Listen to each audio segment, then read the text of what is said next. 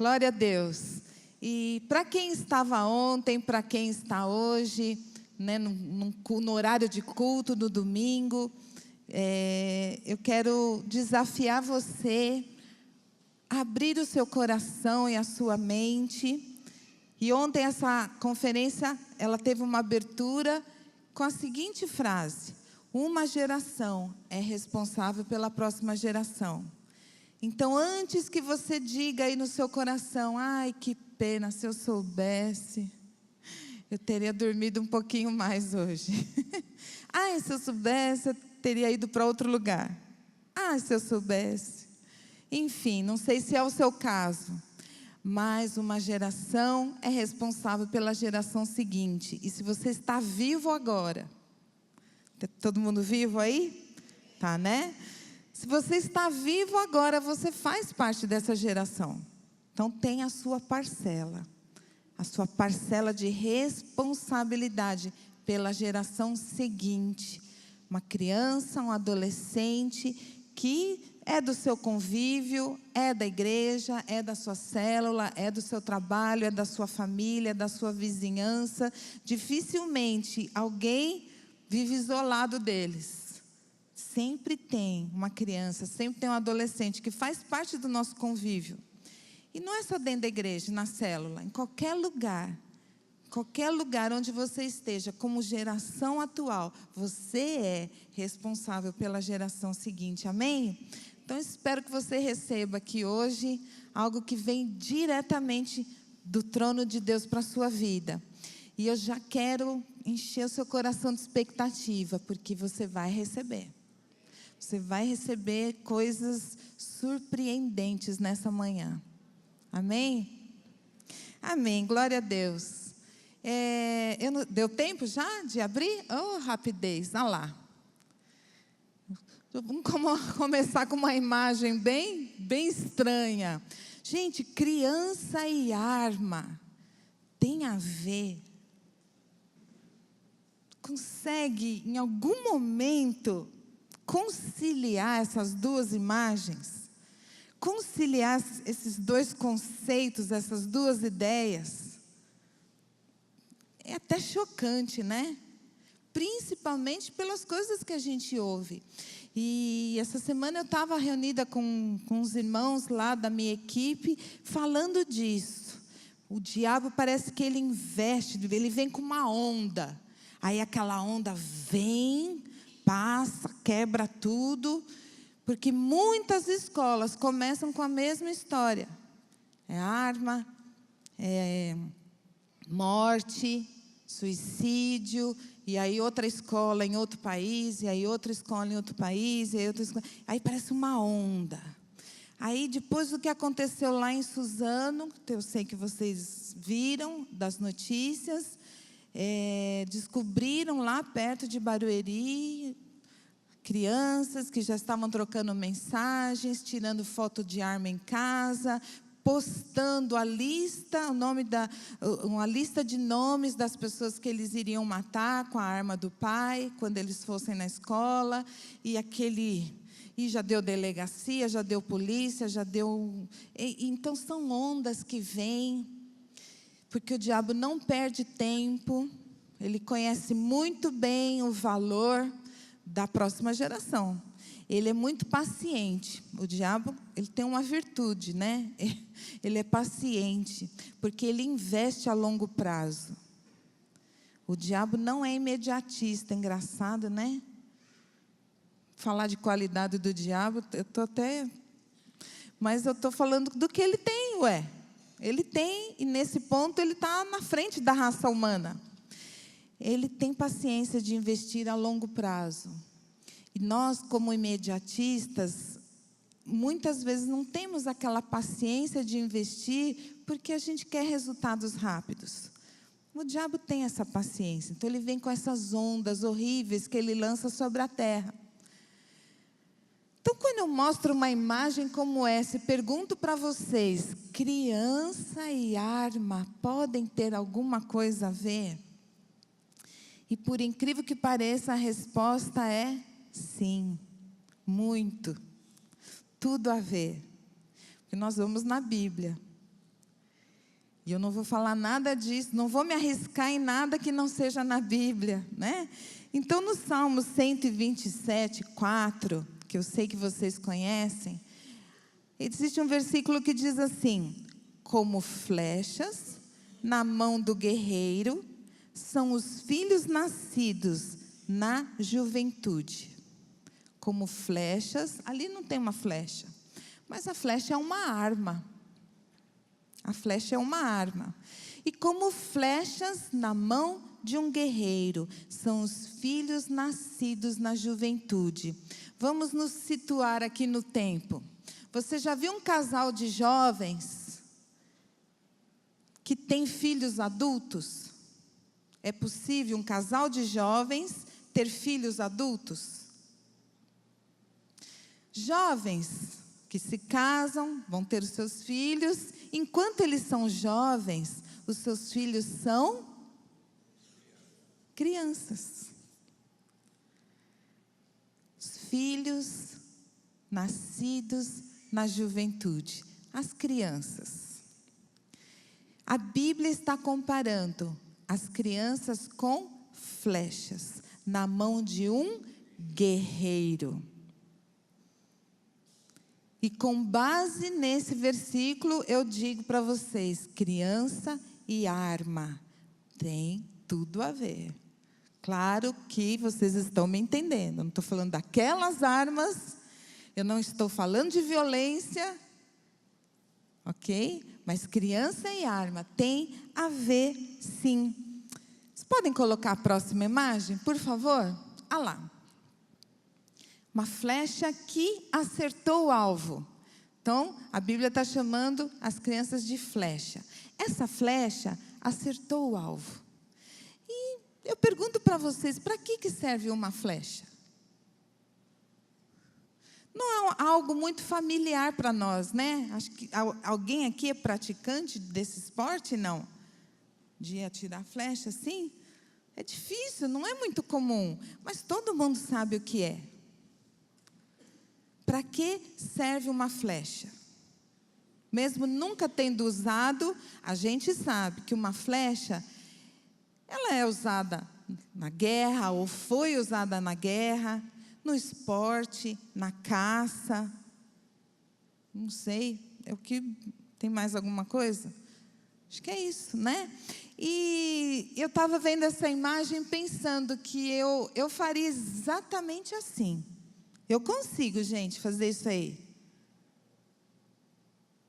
Não é tão difícil assim. Você pega a flecha, anda até o alvo e, espeta lá no meio. Fica, e tira foto. Fica assim. Ainda fala, fui eu que fiz isso. É claro, é claro que não poderia ser qualquer outra coisa, então não precisaria ser flecha. Então, a flecha, ela tem uma função. Pode ser no esporte, pode ser na guerra, pode ser na caça, seja lá onde for. Ela tem uma função. E a função da flecha é acertar o alvo. Sempre. A função da flecha é acertar o alvo, seja lá que alvo for. Mas a função da flecha é acertar o alvo a uma distância. Ok? Vocês concordam comigo sobre isso? A flecha foi feita para acertar o alvo a uma certa distância. Então, o arqueiro, o guerreiro, ele está a uma certa distância do alvo. Então, do jeito que eu faria, já não ia servir. Né? Mesmo que eu tirasse uma foto, postasse no Instagram, era tudo enganação, porque a flecha não foi feita para ser espetada no alvo. Ela foi feita para ser lançada no alvo a uma certa distância. E quando uma flecha acerta o alvo, a uma certa distância, quando uma pessoa faz do jeito certo e acerta daquele jeito ali, eu pergunto para vocês, o mérito foi de quem? A flecha acertou o alvo. O mérito é de quem? do arqueiro. Não é da flecha, né? Não é da flecha. Pode ser uma flecha de ouro, mas não é da flecha. Também não é do alvo. O mérito é única e exclusivamente do arqueiro, ou do guerreiro, como a gente vai chamar aqui.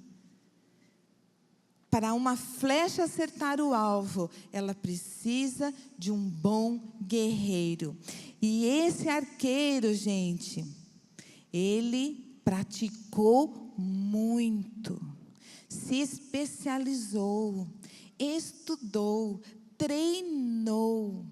Muitas tentativas e erros, muitas. Mas uma pessoa que pratica esse esporte, ela estuda física. Ela estuda o ângulo, o vento, a massa, a distância, a velocidade, tudo isso. Porque tudo isso interfere no lugar onde essa flecha vai acertar.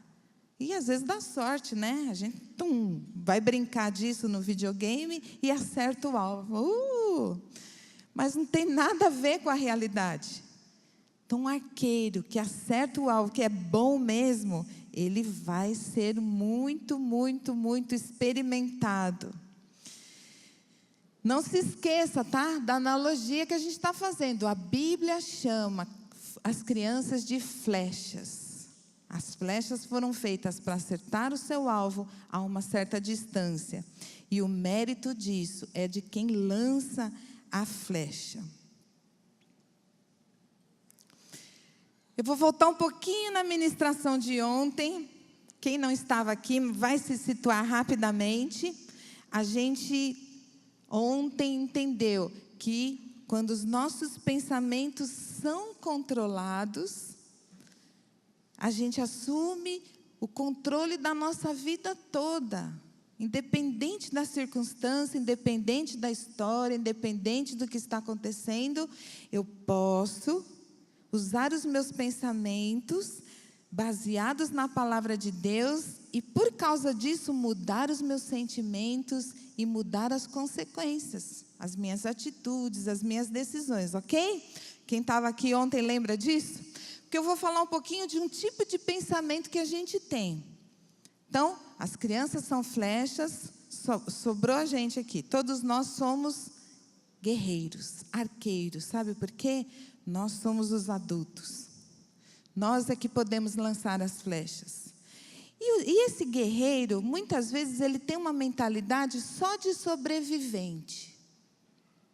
É um jeito de pensar. É uma escolha dele. E sabe qual é a mentalidade de sobrevivente de um guerreiro? Falando agora das nossas crianças que são flechas. A mentalidade de sobrevivente é: vamos esconder, vamos guardar, o mundo é mau, perigoso, contaminado, precisamos preservar as crianças, precisamos mantê-las seguras aqui dentro da bolha. Se possível, vamos amarrar o pé delas no pé da cama e trancar um cadeado. Assim elas estão seguras. O mundo pode fazer muito mal e influenciar negativamente as nossas crianças, na rua, na escola, onde for. Irmãos, eu tenho 3 filhos, e eu sei muito bem que você não vai pegar a criança e colocar lá no meio da pista para ela atravessar sozinha. Ou que você vai deixá-la viver a vida dela sem cuidar da sua segurança. Não é disso que eu estou falando. Eu estou considerando aqui que ela é flecha. A flecha nunca vai cumprir o seu destino de flecha se ela ficar trancada dentro do, como é que chama? Alforge? Aljava. Dentro da aljava com um zíper em cima, no fundo do guarda-roupa. Guardadinha, protegida. Ela vai poder ser passada até de herança para as próximas gerações, porque elas estão ali lindas, intactas. De repente, um dia viram até decoração. mas ela não está cumprindo o seu propósito de ser flecha, que é acertar um alvo a uma certa distância. Ok? Então, a mentalidade, o jeito de pensar de um sobrevivente é: vou guardar, vou segurar, vou esconder, vou proteger. O mundo é muito cruel. E as nossas crianças precisam ser preservadas de toda a contaminação desse mundo. Agora eu vou dar um exemplo para vocês de outro tipo de mentalidade. Agora é a mentalidade do guerreiro. Eu acabei de falar da mentalidade do sobrevivente. A mentalidade, a letra B, lembra lá da letra B? Do guerreiro é: como as nossas crianças podem influenciar esse mundo. E aonde elas estiverem, elas fazerem diferença. Como elas poderão ser usadas pelo Espírito Santo lá na escola, para que os professores, os funcionários e os alunos conheçam a Jesus Cristo. Como o Espírito Santo vai chegar lá na escola a hora que ela chegar, porque ela está lá, cheia, transbordando. E simplesmente por ela ter chegado lá, alguma coisa vai acontecer. O Espírito Santo vai tocar, vai constranger, vai mudar o ambiente. É a mentalidade do guerreiro. Como preparar a minha flechinha aqui, para que ela acerte o alvo. Porque ela está lá dentro da escola, eu estou em casa. Entenderam agora a distância? Quando meus filhos estão na escola, eles estão na escola, eu não estou lá. Gostaria de estar, mas eu não estou lá, fazendo o 5º ano do ensino fundamental junto com a Estela, por exemplo. Eu não estou lá, ela está. Ela está. E ela pode fazer diferença. A Estela, há uns 3 anos atrás, ela tinha uns 7 anos. Ela chegou em casa e falou: mãe, me ajuda a escolher uma história, porque eu vou contar uma história lá na escola. Falei: vai contar a história onde? Eu quero uma história, mãe. Uma história para falar de Jesus. Falei: você vai contar a história onde? Ah, amanhã eu vou falar com a diretora. E não sei, onde ela quiser. Aí nós escolhemos uma história. E no outro dia ela foi na diretoria e falou assim: eu gostaria de contar uma história para todas as crianças. E é uma história da Bíblia, para falar de Jesus. A diretora falou: tá bom. Então, Estela, toda quinta-feira, na hora do recreio, que todas as crianças estão no pátio, você sobe no palco, eu ligo o microfone para você e você conta a história. Ela estava achando que ela estava com... O plano dela era abrir um GE. Falei: filha, o recreio, as crianças estão correndo, brincando, senta lá, chama 2, 3 e começa a contar a história que os outros vão começar a chegar. E ela ficou empolgada com isso, mas ela, imagina, é uma flecha. É uma flecha. Eu estava ali pensando nas 2 e 3, eu já estava achando o máximo. Ela foi na diretoria, com 7 anos de idade, e pediu lá uma oportunidade. E recebeu. E toda quinta-feira, gente, ela ia no palco, o microfone era ligado, dado na mão dela. Todas as quintas-feiras ela contava uma história. E ela conta a história. A Estela não é fraca. A Estela conta, ela é expressiva, ela anda de um lado, de outro, prende a atenção das crianças. Às vezes os professores, a diretora falou: uau, a melhor coisa que aconteceu nesse recreio. E deram a maior corda para a Estela. Deram a maior corda para ela, e ela fez isso durante muitos meses. E ela ficou naquela escola um tempo. Aí nós nos mudamos, e ela mudou de escola. E ela já foi lá na diretora. eu quero contar a história. Ainda ela já foi com o pacote completo, né? Eu quero na hora do recreio, eu quero um microfone, eu quero tudo. Ela já foi. Então, ela não fez isso no recreio ainda, mas a professora dela dá um horário para ela toda semana. Estela, agora é a hora da história. E ela vai lá contar uma história, que é o que ela tem, foi o que ela recebeu, é o que está dentro dela. Irmãos, ela está lá na escola, eu não estou. Você está entendendo isso? Que existe um alvo, existe uma flecha que pode alcançar aquele alvo a uma certa distância, dependendo do guerreiro. Então, a mentalidade do guerreiro, a forma de pensar, a letra B do guerreiro é: como que a minha flecha pode mudar a sociedade, pode interferir, pode transformar, pode mudar uma sociedade inteira. Nós somos chamados para isso, irmãos. Aquela primeira palavra de ontem, ela veio para abrir o caminho da sua mente, para você reprogramar. Lembra? Reprograme a sua mente, muda a chavinha. As crianças, elas são flechas poderosas, elas não são frágeis, elas não são, que também é uma mentalidade. Não é? A nossa mentalidade é que elas são flechas frágeis. Elas são mais poderosas do que frágeis. Elas precisam de cuidado, de alimento, de amparo, de segurança, precisam de tudo isso. Mas como flechas, elas são mais poderosas do que frágeis. Amém? Eu estava lendo esses dias, eu fiquei espantada, eu não sabia disso. Irmãos, hoje, 1/3 da população do mundo é de crianças. 1/3 da população do mundo é de crianças. Sabe o que quer dizer isso? Daqui 30 anos, esse 1/3 de crianças hoje serão aqueles que determinarão os padrões. Daqui 30 anos, e olha, 30 anos passa rápido. Depois que eu passei dos 50, eu descobri que o tempo passa rápido. Quando eu era jovem, com 19 anos, eu pensava, daqui 3 anos, 3 anos é uma eternidade. Agora 3 anos é uma semana. Agora eu descobri que passa rápido.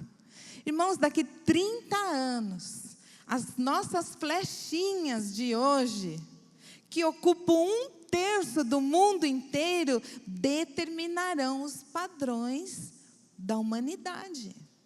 Padrões morais, padrões cristãos, tudo. Porque é um grande número hoje de crianças.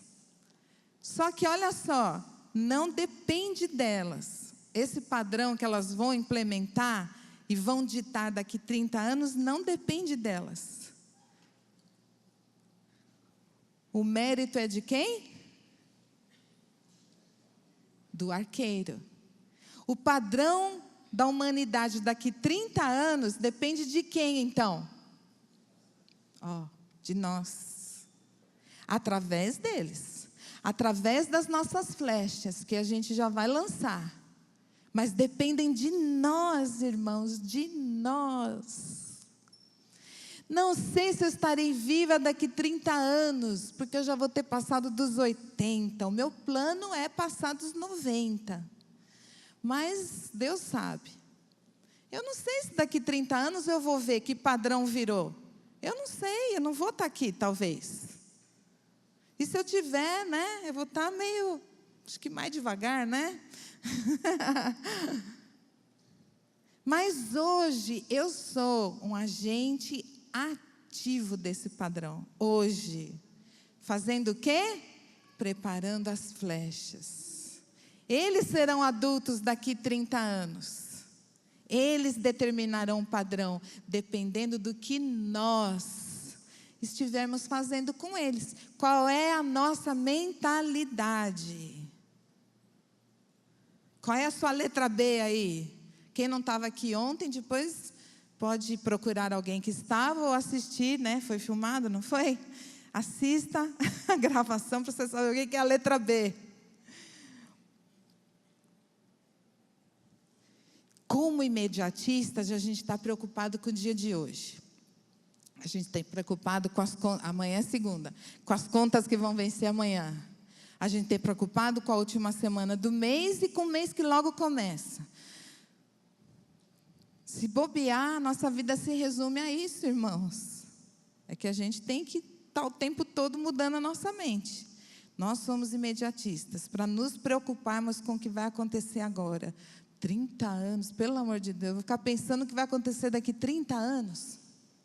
O Júnior não conta, acho que ele contou aqui da outra vez, quando o avô dele era jovem, e o prefeito Jânio Quadros, prefeito de São Paulo na época, ofereceu para o avô do Júnior um terreno no Alto da Lapa, em São Paulo, um bairro caríssimo, metro quadrado hoje caríssimo.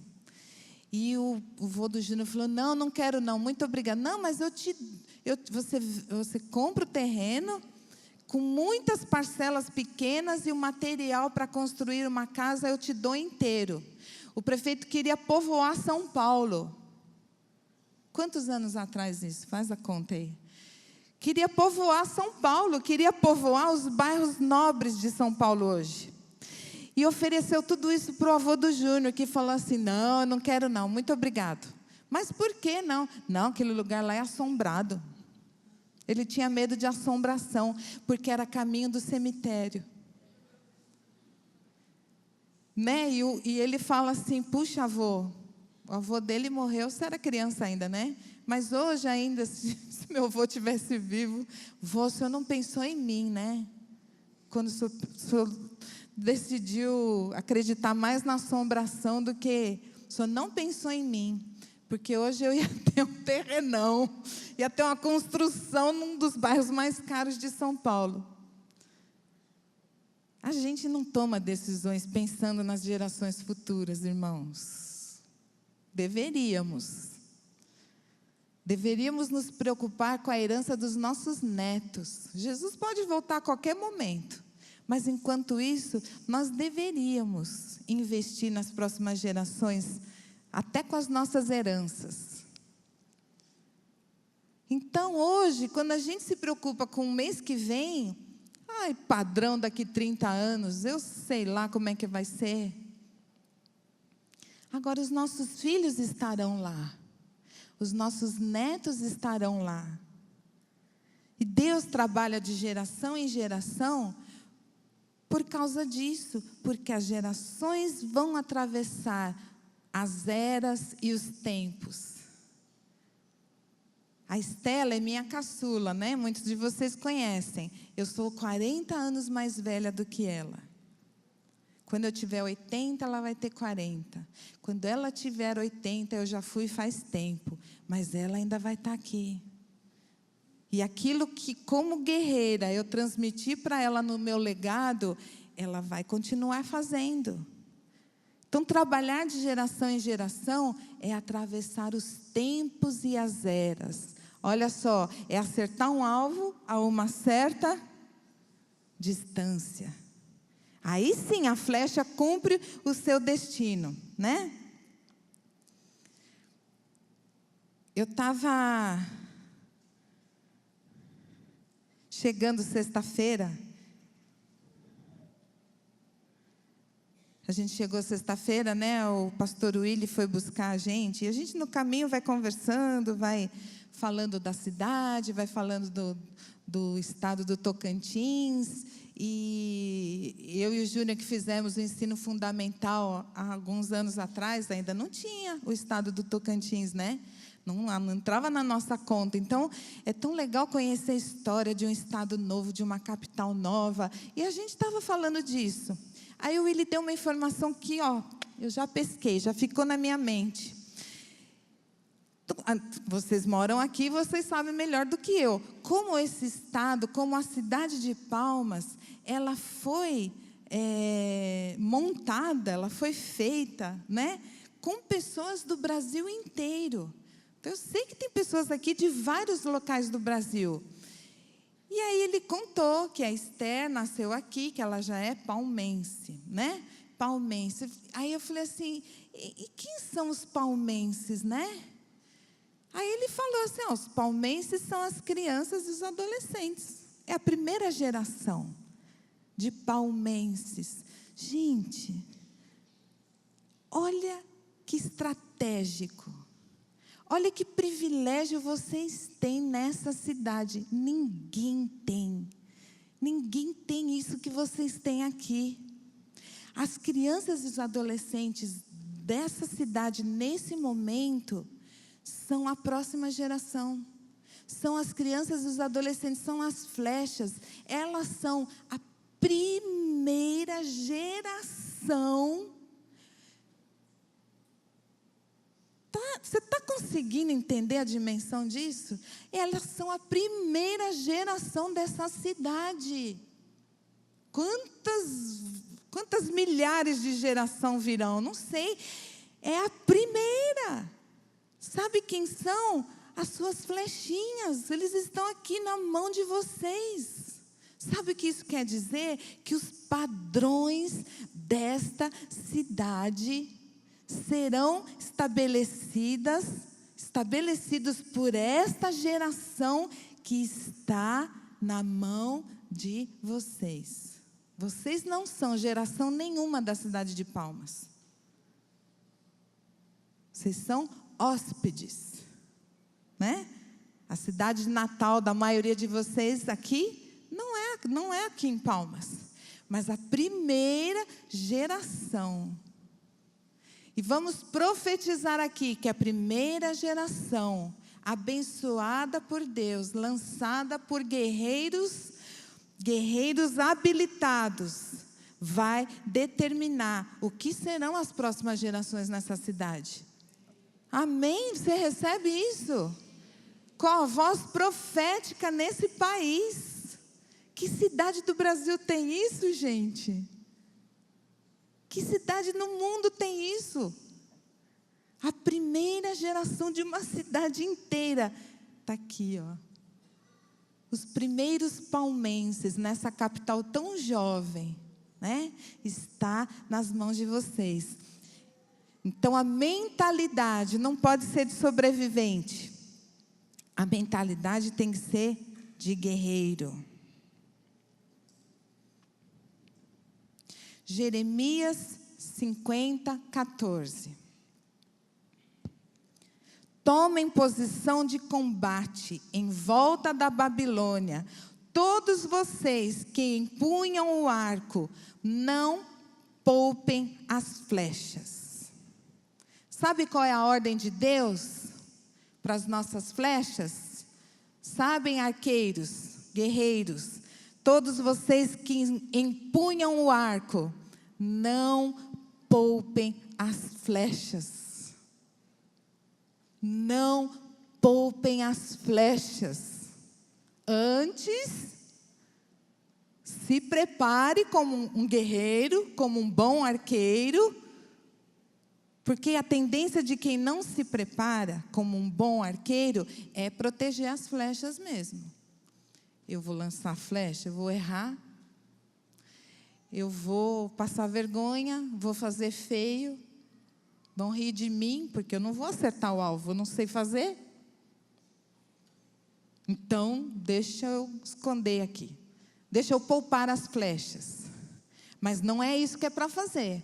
Não poupem as flechas. Elas são poderosas. Deus está dizendo. Elas são poderosas para transformar o mundo. Gente, a criança é a semente de mudança de uma sociedade inteira. As nossas flechinhas são essa semente de mudança. Presta o livro para mim, por favor. Pode passar outra, que eu acho que é o versículo, por favor. Esse já foi. Aí, esse é o versículo. Pode deixar aí, tá bom? Ontem o Júnior falou desse livro. Eu quero contar para vocês. Charles Spurgeon. Spurgeon. Alguém conhece, já ouviu falar desse Spurgeon aqui? Levanta a mão. Bastante gente, né? Para quem nunca ouviu falar, Spurgeon é um inglês, nascido na Inglaterra em 1834. Quase 200 anos que esse homem viveu sobre a terra. Existem muitos livros dele. Muitos pastores em escolas, seminários, escolas proféticas estudam os livros do Spurgeon. Que os livros dele são maravilhosos mesmo, são muito bons. Como é que é? Ele é o rei dos pregadores? A fama do Spurgeon é essa, o rei dos pregadores. O que ele escreve é profundo, irmãos. Tem até um livro dele que chama Spurgeon Ainda Fala, né? Porque é verdade. Se você lê um livro dele, você fala, gente, é demais. O homem está falando, 200 anos depois, o homem está falando ainda. E eu estava na internet um dia desses, procurando um outro livro, que não tinha nada a ver com isso, um livro antigo. Eu comecei a procurar esse livro em sebos online, e fazendo uma busca. No meio da busca, abriu uma tela na minha frente, mostrando esse livro aqui. E o nome já me chamou a atenção, Pescadores de Crianças. Falei, olha, que livro é esse? Aí eu vi, Spurgeon. O rei dos pregadores, o Spurgeon, ele escreveu sobre criança. Um pastor do calibre desse homem, de 200 anos atrás, da Inglaterra. O que será que ele falou? Eu fiquei muito curiosa. Aí tinha lá a sinopse do livro. Um ministério sem reconhecimento, uma perda de tempo. Estas são as formas mais comuns de pessoas desgastadas e exaustas descreverem o ministério com crianças. Neste livro, você encontrará encorajamento, orientação prática e princípios bíblicos para renovar suas energias no ministério com crianças. E o mais curioso ainda, o Spurgeon falou isso? Como será, meu Deus, eu fiquei muito curiosa. Como será que era o ministério com crianças há 200 anos atrás? E um homem tão famoso, tão importante, parou um dia na vida para escrever um livro sobre ministério com crianças.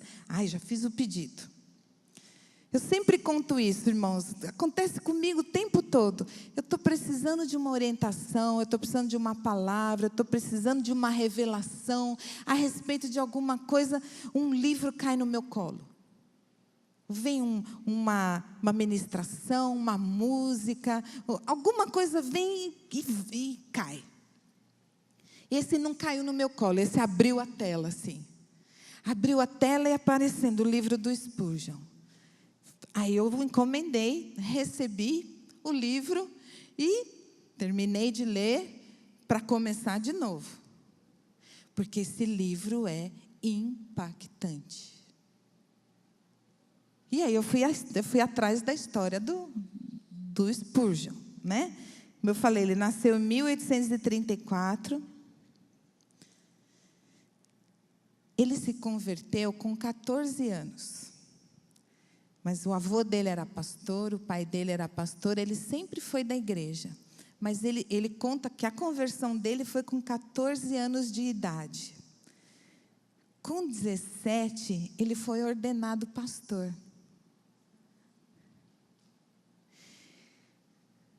Pensa aí nos meninos de 17 anos que você conhece agora. Pensa aí, fecha o seu olho. Eles estão de boné, sim ou não? O menino de 17 anos que você pensou nele agora, está de boné? Está no celular? Está com a cueca aparecendo? Pensa aí nos meninos de 17 anos que você conhece, as referências que você tem de meninos de 17 anos. Bom, o Spurgeon, há 200 anos atrás, foi ordenado pastor, com 17 anos, lá na Inglaterra. Com 20 anos, Ele era pastor da maior igreja de Londres, com 10.000 pessoas. Londres, gente, Londres. 200 anos atrás. E neste livro ele conta a sua experiência própria em ser um ministro de crianças. Ele foi pastor de crianças. E ele conta que as pessoas em volta dele, imagina os lords da época, chamavam ele de tolo, porque ele fazia tolices. Que tolices são essas? Ele brincava na rua com os meninos. As pessoas esperavam outra postura dele. Ele era muito importante. Um pastor de 10.000 pessoas não era qualquer um. Mas ele parava na rua para brincar com os meninos. Sabe o que ele fazia? Ele descia da sua posição importante, se igualava aos meninos na rua. Porque era assim, ele está dizendo aqui. Era assim que ele ia conquistar o coração daqueles meninos. E com o coração dos meninos conquistados, ele ia poder falar de Jesus para eles. Aí o Júnior falou a primeira frase desse livro. Eu já fiquei empolgada com o resto do livro, né? A primeira frase. O título é Cuide dos Meus Cordeiros. A primeira frase desse livro é: nem os melhores da igreja são bons demais para esta obra. Por um lado eu fiquei feliz, animada, orgulhosa até, confesso. Por outro lado, eu fiquei envergonhada. Nem os melhores da igreja são bons demais para esta obra. Falei, Senhor, eu tenho tanta certeza que eu dependo da Tua graça para essa obra. Essa era a posição desse homem importante. O ministério com crianças é tão importante, mas tão importante, que na opinião dele, né, nem os melhores da igreja são tão bons para isso. Depois dessa primeira frase, eu fiquei, minha curiosidade só aumentava. Gente, esse livro é maravilhoso. Depois que eu já estava lendo, eu vi indicações dele. Eu indico para vocês. Sua vida vai ser edificada em todas as áreas. Ele fala aqui de criança, mas tudo que ele fala aqui serve para você, para tudo. Porque ele é muito edificante nas palavras dele. E é interessante como esse homem me ensinou, 200 anos depois, a respeito desta visão, dessa mentalidade. Ele fala muito de mentalidade. Não poupem as flechas. Sabe o que ele diz aqui? Vou copiar agora algumas frases dele. Ele diz assim, ó: a capacidade de crer se acha mais na criança do que no adulto. Mas sabe por que é importante trabalhar com eles? A capacidade deles de crer é muito maior do que a do adulto. E aí ele vai lá na parábola do semeador. E lá na parábola do semeador, que todo mundo aqui conhece, ele conta: as sementes são lançadas ou nas pedras, ou nos espinhos, ou na beira do caminho, ou numa terra boa. Ele diz: as crianças são a terra boa. Sabe por quê? Porque ainda não deu tempo de encher de pedra. Ainda não deu tempo dos espinhos nascerem e crescerem. Simplesmente porque ainda não deu tempo. É o chegar primeiro, né, pastora Meila? A gente chega primeiro, antes de todas essas coisas. Ainda não deu tempo de muita gente passar por aquele terreno e virar um caminho pisoteado. Aquela terra boa que é a criança, ela é boa porque ainda não deu tempo de todas essas coisas acontecerem. Ela representa 1/4 do terreno que ainda está pronto e bom para receber a semente. Por isso que ele diz que a capacidade de crer se acha mais na criança do que no adulto. Sabe qual é a diferença de cordeiro e ovelha? Quem sabe?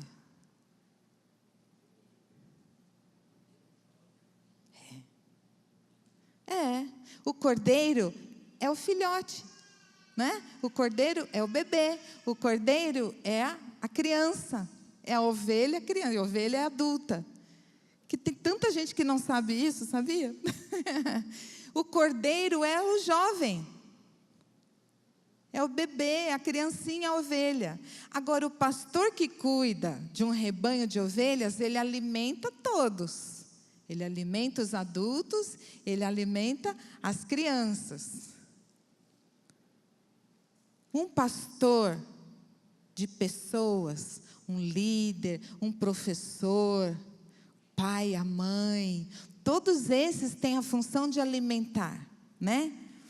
Então, o pastor da igreja, o pastor da célula, ele alimenta tanto os adultos quanto as crianças. Faz parte da função do pastor, alimentar, pastorear, amparar, manter segurança, cuidar. Mas o principal de tudo é alimentar. Então, gente, aqui tem muitos adultos, né? Eu vejo algumas crianças por aí, mas vejo a maior parte adultos. Você que já chegou numa certa idade, sabe que não vai crescer mais? Você come para quê? Só para manutenção, né? E eu não vou nem entrar na história do trigo, do açúcar, nem vou entrar nessa história. Mas a gente come para fazer a manutenção. A gente come para se manter vivo, né? O adulto é alimentado simplesmente para se manter. A criança é alimentada para crescer.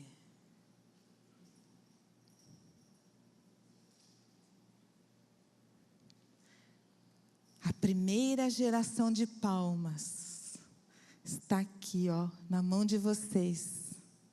E o alimento que elas receberem vai fazer elas crescerem. Os adultos são uma bênção, gente, são uma bênção. Mas eles se alimentam hoje para se manter, né? As crianças é que vão crescer. Mentalidade de guerreiro, o bom arqueiro. Um dia desses, lá na Paz Church em Barueri, eu e o Júnior, nós ficamos nos 3 cultos, lá são 3 cultos, a gente fica na porta do Paz Kids, na entrada e na saída de todo mundo. E a gente fica lá no Paz Kids. O nosso culto é lá, a gente brinca que a nossa igreja é a do lado. E a gente só fica lá. Então, ele faz o louvor, eu estou ali amparando as salas, e vendo as equipes, e fornecendo material, e atendendo os pais. A gente tem bastante coisa para fazer lá. Mas a gente fica na porta, quando todo mundo chega, e a gente está na porta, quando todo mundo sai, os pais e as crianças. E um dia desses, em algum momento, eu fiquei sozinha ali, porque já tinha começado o culto. Chegou um pai bem atrasado, com duas crianças bem pequenas, um de 4, um de 2. Passou por mim, falou, pastora, assim, bem desanimadão. Olha, pastora, preciso falar para a senhora uma coisa. As crianças têm poder mesmo, viu? Criança é poderosa mesmo. O poder de Deus está nelas, viu, pastora? É mesmo, né? Eu acho também. Por quê? Eu não ia vir, não. Eu não ia vir. A hora que eu falei que eu não ia vir, esses 2 abriram uma boca. Eu quero ir na igreja, eu quero ir na igreja, eu quero ir na igreja, pai, vamos na igreja, eu quero ir na igreja, pai, vamos na igreja, vamos na igreja, vamos. Chegaram super atrasados. Aí o pai falou, eu vim. Não é Deus, pastora? Claro que é. É Deus. Aí ele deixou os meninos na sala e foi para o culto. Como na saída eu estava lá de novo, ele falou assim, pastora, essa palavra era para mim hoje, viu? Era para mim. Eu falei, glória a Deus. Glória a Deus. Esse pai aprendeu o poder das flechinhas que ele tem. São mais poderosas do que frágeis, irmãos. São mais poderosas do que frágeis, meus amores. Era isso que eu ia dizer.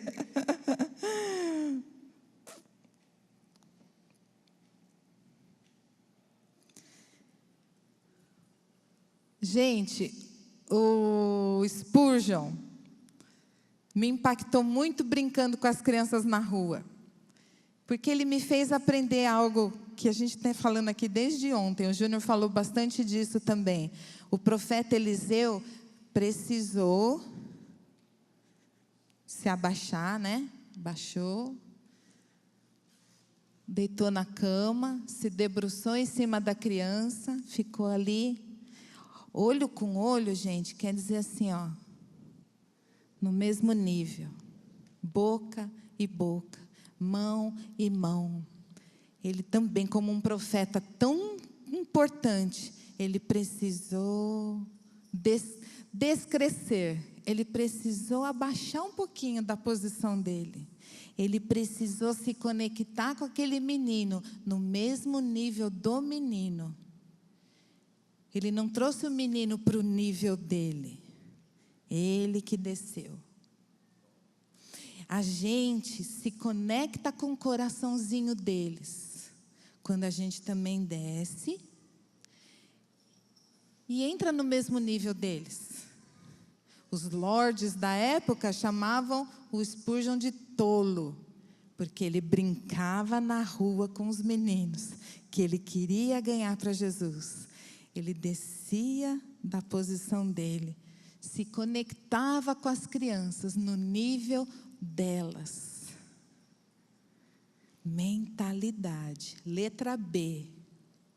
Você precisa tirar da sua mentalidade a posição de adulto que você tem. Eu não tenho paciência, eu não tenho chamado, eu não tenho jeito, eu não tenho... Agora, tudo bem, você pode não ter nada disso, mas quando eu digo para você que a primeira geração dessa cidade depende do que você fizer, essa mentalidade precisa mudar, irmãos. Você precisa falar assim, uau, isso é muito importante. Então, eu vou descer do meu pedestal de adulto. Não precisa ter posição nenhuma, basta ser adulto. Não é engraçado como o adulto esquece da infância? Não é? Quando um adulto fala assim, eu não tenho paciência com criança. Eu sempre pergunto, quando eu tenho chance, eu falo assim, você lembra quando você era criança? Eu lembro, eu dava um trabalho. Então, alguém teve paciência com você. Não teve? Senão você não estaria aqui. A gente esquece, né? Então, a gente vê as coisas de crianças, as brincadeiras de crianças, as palavras de crianças, os movimentos de crianças, e acha tudo tão bobo. Ai, tenho paciência para isso. Mas, gente, como eu disse, você olha para trás e fala, o tempo passou tão rápido. Eu não sei se acontece com todo mundo, mas comigo acontece uma coisa. Eu me lembro do que eu sentia quando eu era criança. Eu não tenho só lembranças da minha infância. Eu tenho lembranças dos meus sentimentos. Eu lembro perfeitamente o que eu senti em várias situações. Então, para eu descer no nível da criança, me comunicar com ela, esse é o meu caminho, irmãos. Eu vou por aí, quando ela fala que está sentindo isso ou aquilo, eu sei, porque eu me lembro. Eu senti isso que você sente agora. Eu me lembro disso. Aí eu me conecto. E eu acho tão interessante o Júnior, tão grande como ele é, ele tem que descer mais, né, gente? Pensa, o homem está lá 1,90 m acima do nível do mar. Aí ele tem que descer pelo menos 1 metro. Os mais altos têm que descer mais. E ele desce, ele mergulha. Ele não se conecta, ele mergulha.